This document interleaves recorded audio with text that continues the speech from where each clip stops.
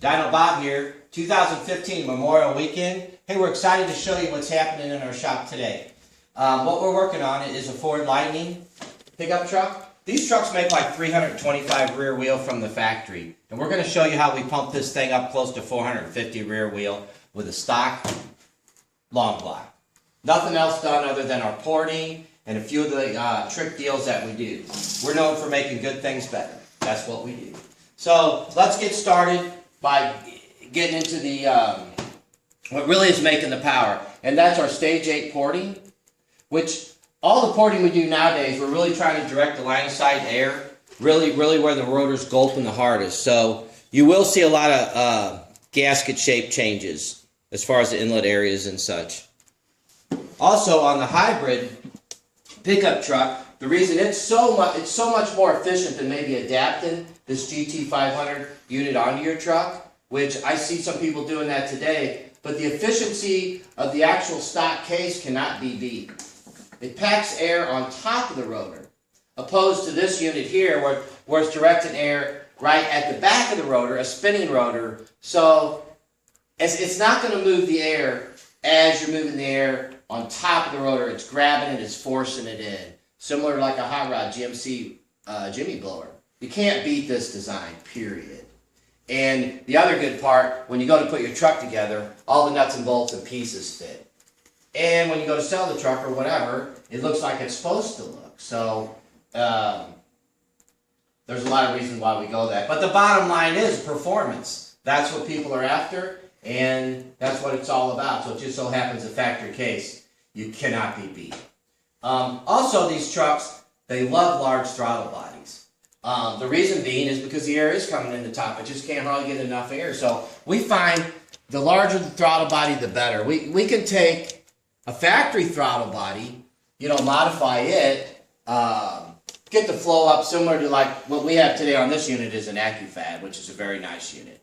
But for all-out power, what I suggest is the BBK unit, and we can do that in 1 or 2 series.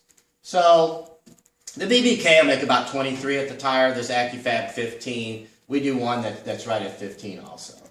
So it's a little more power, it's a little more money. But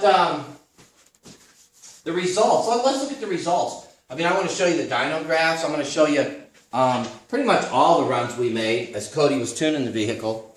And as you can see, there's no fluke runs. They all average 435, 535 rear wheel horsepower. And that's pretty damn stout. This truck here, it rocketed to 15 pounds of boost at 2,500 and continued to build boost up to 15, 16 pounds. Some other associated mods on this truck would be, well, when the truck came in, we all know these trucks make 325 at the rear tire as new. Well, when this truck come in, it ran pretty damn good. It made 365 at the rear tire, which I thought was incredible. It had a cold air intake, it had an AccuFab throttle body, and also had a catback exhaust, which means it had eliminated the catalytic converters. So it had them 3 things going for it. So this is a good running truck. And from there, we did the hybrid. We did the hybrid blower. And the hybrid, people ask me about that. I'm like, yeah, it'll make a couple more pounds of boost. It's a little heavier duty blower, and it is a great alternative. Let's say you got 150,000 miles on your vehicle. You're going to need a complete rebuild. You definitely want to get the porting. You want to get a pulley swap. Well, that's when the option of the hybrid's pretty damn good. We got cores here in stock, but a lot of times I got customers can dig up these GT500 cores really reasonable. At that point, the only added cost is the hybrid kit itself, which can be had as a do-it-yourself. But at that point, then they get a much bigger, more powerful blower. It's a little heavier duty. So that's an option. We do a lot of them, and it really puts this truck on the edge. These motors are known to be, good at 450 at the rear tire. Well, you can get it right up to that with this, no problem. We are at 535, but then again, we don't have headers. We're mildly tuned, and boost levels, 15 to 16 pounds. We could still spin her a little harder if we wanted. You might think, well, how come the boost ain't quite that high? Well, these trucks don't spin that high. You know, we spin these trucks like 5,200 is red line. Not like a car, you might go to 6,200, 6,500. Our new Coyote, 7,200. You know, this particular truck, I mean, 5,200. That's pretty much it. So the boost is still climbing quite rapidly when we shut these things off.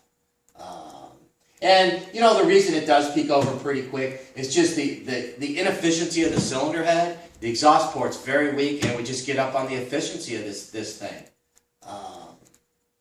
So that kind of covers that. Let's go over a couple of the add-on mods. You know, the guy had the hybrid kit. You know, he had a little bit of throttle body, a cold air intake.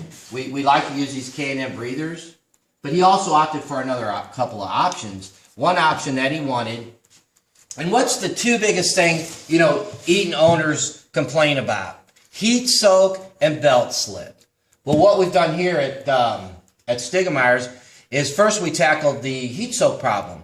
The way we did that is we just directed water off your intercooler lines, ran them, and circulated them around the front drive.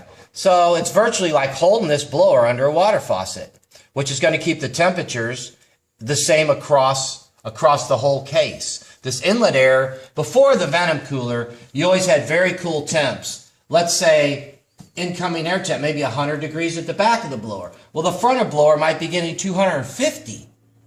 It's all aluminum. You're going to get warpage. Next thing you know, you got rotor to case rub. You got noises. You got problems. Well, this particular, it just so worked out by circulating the water around this front drive, we've equaled the temperatures front to rear. You know, let's say 125 degrees front to back. There is no warpage. Plus, it's never going to reach the point of heat soak power loss. That's a big complaint. We've got it under control. The next thing you hear people complain about is belt slip. And you know, early on, it was a challenge. But we worked with it for a long time. We got a pulley that won't slip, doesn't need an idler, and it's just impressive. It's the most impressive bolt-on unit, you know, for something under $100. You can bolt one of these restrictor grip pulleys on, and your car will not lay over. You can actually feel a car lay over when the boost drops back. Well, this won't do it, and you'd be amazed. So it's a restrictor grip pulley. Do a lot of them. The 2.4 pulley itself is pretty popular. So that's where we're at with that. Call anytime to make an appointment with the office or leave a message. We'll get right back with you and set up an appointment. For the next video, we got an exciting deal coming up with a new math meter. Also, we'll talk about our new Teflon stripped Eaton rotors. We got new t-shirts for 2015. Check them out. We got the Snakebite shirt, we got the Even Flow Injector Man, and also the Venom Cooler. So check it out on the website and order yours today. Hey, stay tuned and have a great vacation weekend.